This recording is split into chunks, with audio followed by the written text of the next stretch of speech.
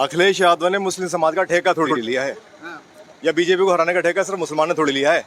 उसके खुद के गढ़ की सीटें बीजेपी लेके जा रही है, यादव सारा बीजेपी में जा रहा है, तो हमने कोई ठेका थोड़ी ले लिया अखिलेश को वोट देने का। 90 नहीं 99% जो मुस्लिम वोट है चंद्रशेखर के साथ है और एक ही आवाज है चंद्रशेखर भाई, क्योंकि वो मुस्लिम और दलितों के लिए ही आवाज उठा रहे हैं आज तक। चंद्रशेखर भाई ऐसे लगे हमें कि बस एक यही आदमी ऐसा है इसके साथ जुड़ने में ज्यादा फायदा है और मुसलमान इसलिए इसके साथ जुड़ रहा। जैसे ओवैसी साहब के दो एमपी हैं, ओवैसी साहब और इम्तियाज अली साहब, वो बीजेपी के 300 एमपी भारी पड़ते हैं। ऐसी चंद्रशेखर साहब जीतने के बाद ये बीजेपी की इंशाल्लाह ताला ये तीनों मिलकर। खुर्शीद है, पूर्व सभासद रहा, वार्ड नंबर 19 से बाईपास डूडा कॉलोनी के सामने मेरा अपना मकान है और मैं ये समझता हूँ आज की तारीख में जो जनता है 90 नहीं 99% जो मुस्लिम वोट है चंद्रशेखर के साथ है और एक ही आवाज है चंद्रशेखर भाई। क्या चंद्रशेखर में ऐसा है जो सारे मुस्लिम जो है उनके पीछे भाग रहे हैं? जी जी जी जी जी देखो, कुछ तो इंसान के अंदर काबिलियत होती। एक विधायक थे मूलचंद, उनके पीछे भागते थे पहले क्योंकि वे फेस टू फेस नाम से जानते थे लोगों को। अगर जरा सा बच्चा भी है तो उसको भी नाम लेके 4 साल के बाद भी ये कह देते कि फला उरे सुनो भाई। आज चंद्रशेखर के लिए भी यही सोच रहा है कि हो सकता है ये भविष्य का नया तारा हो और उसके बारे में ये सोच भी रहा है कि भाई मुसलमान की हालत खराब है, हिंदू मुस्लिम हो रहे, दुनिया भर के काम हो रहे, बिगाड़ हो रहा है, ये अब लड़का आगे को निकलेगा तो हमारी आवाज उठावेगा, समझे। चाहे उसमें एनआरसी हो, कोई सी भी चीज हो, बहरहाल बहुत लोग परेशान है, जनता ढूंढ रही है कि नया आदमी कोई आवे और वो हमारी आवाज को उठावे, हम उसके साथ जुड़े। तो चंद्रशेखर भाई ऐसे लगे हमें कि बस एक यही आदमी ऐसा है इसके साथ जुड़ने में ज्यादा फायदा है और मुसलमान इसलिए इसके साथ जुड़ रहा।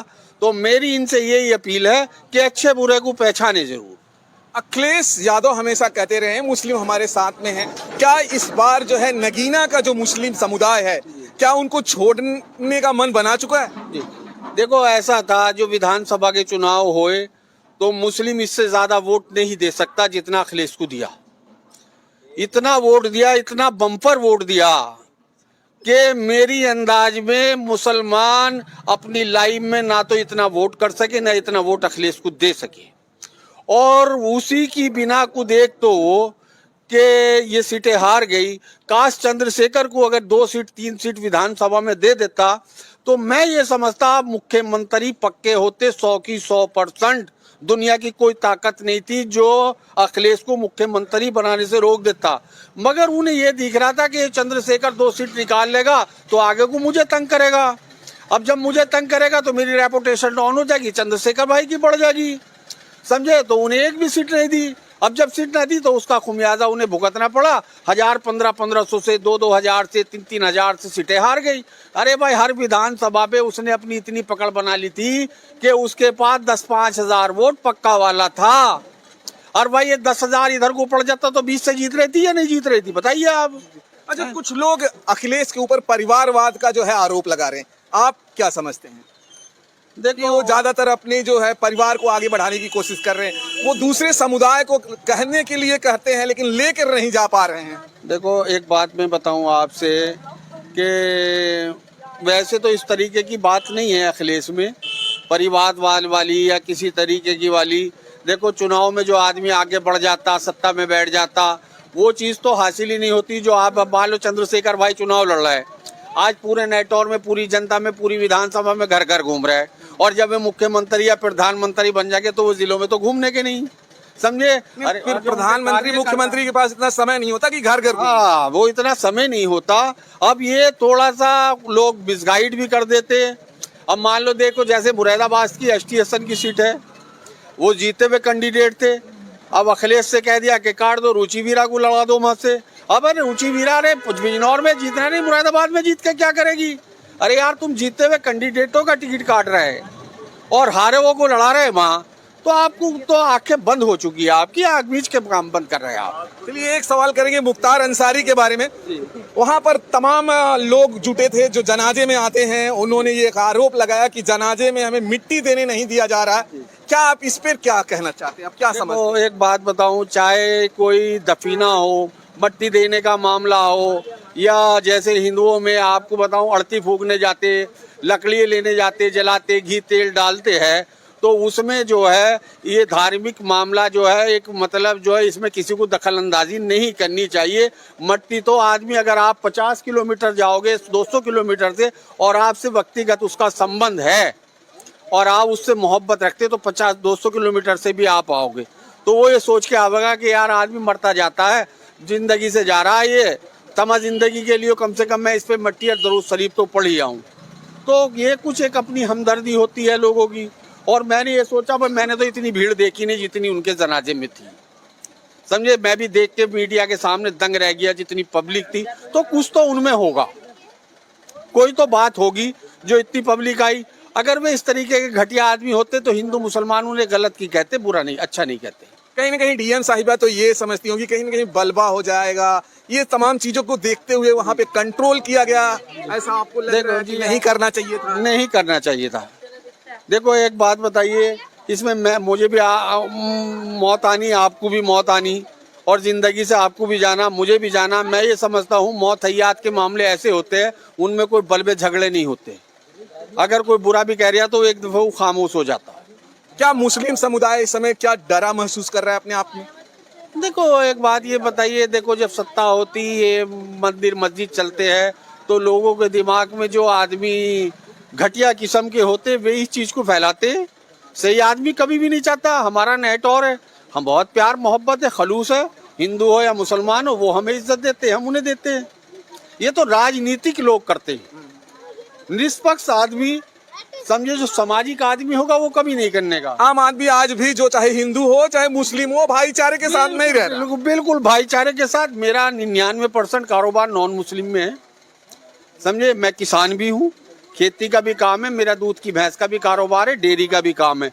मेरा 99% नॉन मुस्लिम में काम है। और जितना वे हमें प्यार देते हैं और हम उन्हें देते, कोई दिक्कत हमें नहीं है। हम उधार भी लेते, आपस में लेते देते भी है।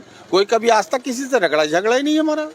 तो चंद्रशेखर आजाद का क्या माहौल है यहाँ? क्या उनकी सीट निकल जाएगी या उसमें भी डाउट है? अरे भैया कम से कम बहुत लंबे वोटों से, शायद कोई विधान मतलब जो है इतने बड़े वोटों से कोई कैंडिडेट जीता ही नहीं होगा नगीने सीट पे।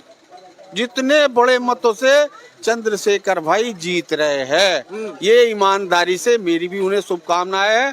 और नेटवर्क का तो 99% वोट भैया चंद्रशेखर का है। और एक ये रिकॉर्ड मत जीत होगी, रिकॉर्ड मत। चलिए आगे और लोग हैं जो उनसे भी बात करेंगे। ये यहाँ पे कुछ नवयुवक हैं, क्या माहौल लग रहा है यहाँ पर? कौन आ रहा है? मेरा नाम शादाब सिद्दीकी है। माहौल की बात अगर करें तो आज हिंदुस्तान में जैसे माइनॉरिटीज़ पे और दलितों पे तो जो अत्याचार हो रहे हैं, जितनी भी सेकुलर पार्टियां हैं जो अपना आपको सेकुलर होने का ढोंग रचती हैं, उन लोगों ने सिर्फ माइनॉरिटीज़ का और दलितों का सिर्फ शोषण ही किया है आज तक। सबसे ज़्यादा जुल्म उन्हीं लोगों पर होते हैं। तो आज की तारीख में हिंदुस्तान में दो लोग ऐसे हैं जो मुस्लिमों के लिए और दलितों के लिए आवाज़ उठाते हैं। उनमें एक बैरिस्टर असदुद्दीन ओवैसी साहब हैं और दूसरे चंद्रशेखर साहब हैं। तो मेरा तो मानना ये है कि जिस सीट पे भी जो भी बीजेपी को हराता हो उसको वोट किया जाए। और हमारी नगीना लोकसभा सीट पे मुस्लिम वोट तो इंशाल्लाह ताला देखो अप्रोक्स मैं मानता हूँ कि 90% कम से कम वोट मुस्लिम वोट जाएगा चंद्रशेखर को, नहीं थोड़ा बहुत। अब रही बात दलितों की, अगर दलितों का सपोर्ट मिल जाता है तो इंशाल्लाह विनिंग मार्जिन बहुत लंबा रहेगा, लंबा होगा, बहुत लंबा रहेगा इंशाल्लाह ताला। और जो फाइट रहेगी वो सीधी बीजेपी से है। अगर दलित धोखा देंगे तो देखो फिर कुछ नहीं कह सकते। क्या फ्यूचर देख रहे हैं आप लोग जो है चंद्रशेखर आजाद में, क्या देख रहे हैं? सर देखो, हम सिर्फ अपने लिए एक ऐसा कैंडिडेट चुनना चाहते हैं जो हमारी आवाज़ संसद भवन में जाकर उठा सके हमारे लिए, हमारे जुल्मों के खिलाफ, हमारे लिए। हमारे क्षेत्र में, हमारा क्षेत्र इतना पिछड़ा हुआ है कि आज 70 साल होने के बाद भी हमारे क्षेत्र में विकास नामी कोई चीज़ नहीं है अभी तक। 15 साल से हमारे ओम कुमार जी विधायक हैं, कुछ काम नहीं हुआ हमारे यहाँ पे। उससे पहले कृष्ण जी 5 साल रहे, उनको हमने 1,68,000 वोटों से जिताया था लगभग। कोई उन्होंने 5 साल आगे भी नहीं देखा हमारे क्षेत्र में कहाँ रहे हैं। उससे पहले ईश्वर धोबी, इस तरह से बहुत लोग आए। तो हमारे लिए किसी ने कुछ विकास का काम करा नहीं। हाँ, चंद्रशेखर साहब से हमें बहुत उम्मीद है इस चीज़ को लेके, तो इंशाअल्लाह ताला वो जीतने के बाद क्षेत्रों को चमकाएंगे भी और हमारी आवाज़ संसद भवन में उठाएंगे। कल उनका शायद यहाँ पर कुछ न्योटोर में ही प्रोग्राम था और उन्होंने संबोधन भी किया था, आप वहाँ पर उपस्थित?